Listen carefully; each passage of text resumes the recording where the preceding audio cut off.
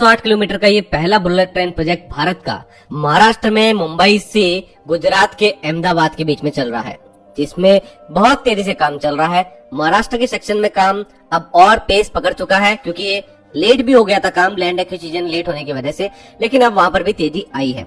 वहीं गुजरात में काम जो है वो बहुत तेजी से अब ट्रैक बिछाने की ओर भी आगे बढ़ चुका है। और मैंने आप लोगों को सबसे पहले जानकारी दी थी कि ट्रैक बिछना बुलेट ट्रेन प्रोजेक्ट में शुरू हो चुका है। तो आज उसका स्टेटस क्या है, किस तरीके से ट्रैक बिछ रहा है, कौन सा सेक्शन है और कैसे, किस टेक्नोलॉजी का यूज करके इस ट्रैक को बिछाया जा रहा है। दोस्तों, भारत में पहले बुलेट ट्रेन प्रोजेक्ट के लिए जापान हमारी बहुत हेल्प कर रहा है, क्योंकि उन्हीं की शिंकानसेन टेक्नोलॉजी के ऊपर बेस्ड है हमारा पहला bullet train project. Japanese team ने हमारी पूरी की पूरी इस प्रोजेक्ट की जो टीम है उसको ट्रेंड कर दिया है ट्रैक बिछाने को लेकर के, जिससे कि हमारी वर्कर्स और इंजीनियर्स की टीम रेडी है इस ट्रैक को बिछाने के लिए और तेजी से वो काम अब करने भी लगे हैं। तो वही सब चीजें देखते हैं दोस्तों। इस प्रोजेक्ट में जो सबसे पहला सेक्शन, जो कि प्रायोरिटी सेक्शन भी आप कह सकते हैं, खुलेगा टेस्ट रन के लिए 2026 में, वो होगा बिल्लीमोरा से सूरत के बीच में अप्रोक्स 50 किलोमीटर का ये सेक्शन।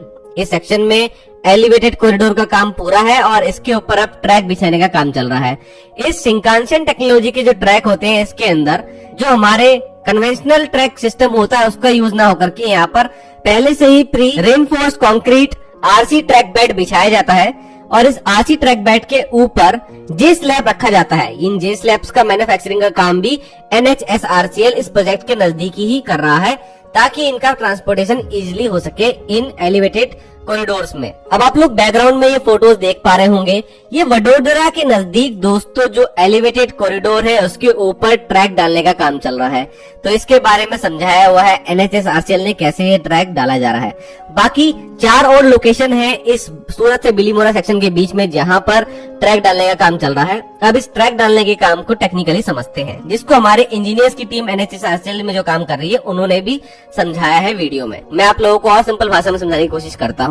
दोस्तों, सबसे पहले तो एलिवेटेड कॉरिडोर जब गर्डर रखने के बाद कंप्लीट होता है, उसके ऊपर फिर ट्रैक बेड का काम शुरू होता है।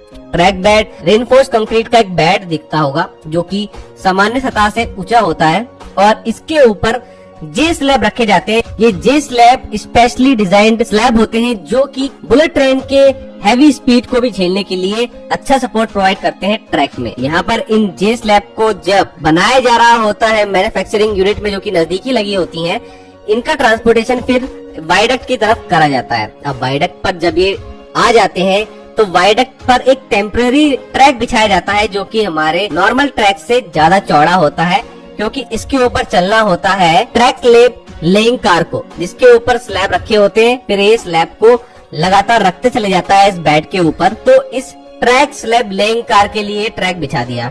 अब यहाँ पर जब हमने जे स्लैब्स को रख दिया ट्रैक बेड के ऊपर, तो जे स्लैब और ट्रैक बेड के बीच में लगभग 50 mm का गैप रहता है।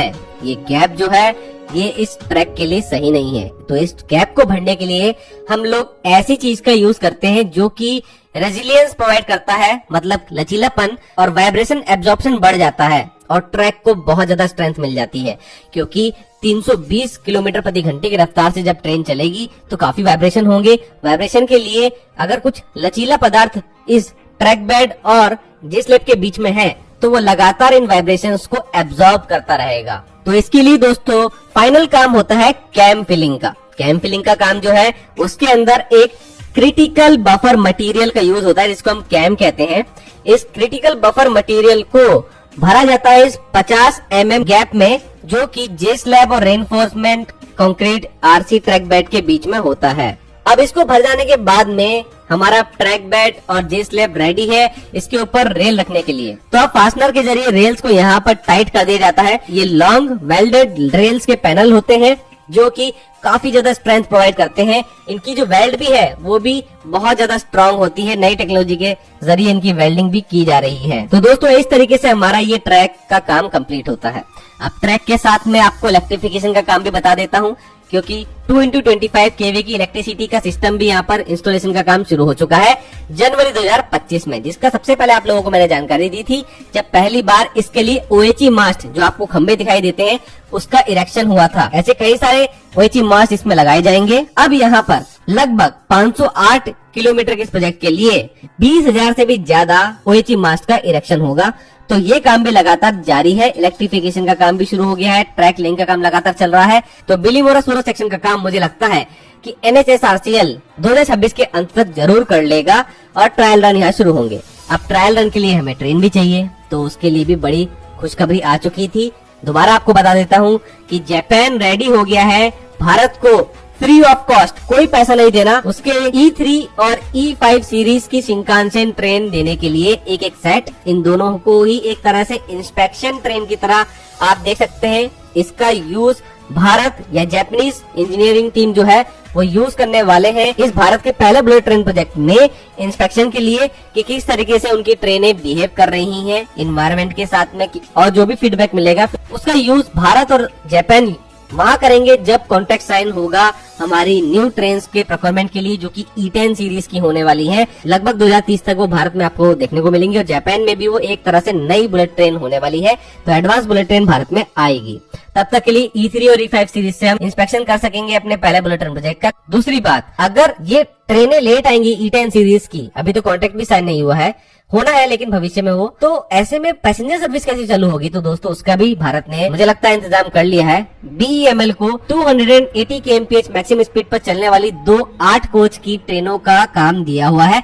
ICF और BEML ने इसकी डिजाइनिंग का काम भी शुरू कर दिया है और जल्द से जल्द इस पर काम हो, इसके लिए ICF ने भी बोला है कि वो पूरा फोकस इस पर करने वाले हैं। तो मुझे लगता है भारत जब इन ट्रेनों को चलाएगा तो ट्रायल तो पहले E3 और E5 सीरीज की ट्रेन से लिया ही जा चुका होगा, तो इन ट्रेनों के जरिए भारत एक पैसेंजर सर्विस जरूर शुरू कर सकता है जो कि 250 kmph की स्पीड पर ऑपरेशनल सर्विस हो। ये भी अच्छी ही ट्रेन साबित होंगी जहां तक मुझे लगता है, और पैसेंजर्स को भी एक अच्छा यहाँ पर परफॉर्मेंस देखने को मिल जाएगा। भले ही बुलेट ट्रेन जो और कम टाइम लेने वाली थी उससे थोड़ा टाइम ज्यादा लेंगी हमारी ट्रेनें, लेकिन 250 kmph पे चलने वाली ट्रेनें हमारे भारत को इंडिजिनसली बनाने का जो मौका मिल रहा है, उससे हमारी प्रोडक्शन यूनिट को बहुत ज्यादा यहाँ पर सपोर्ट भी मिलेगा।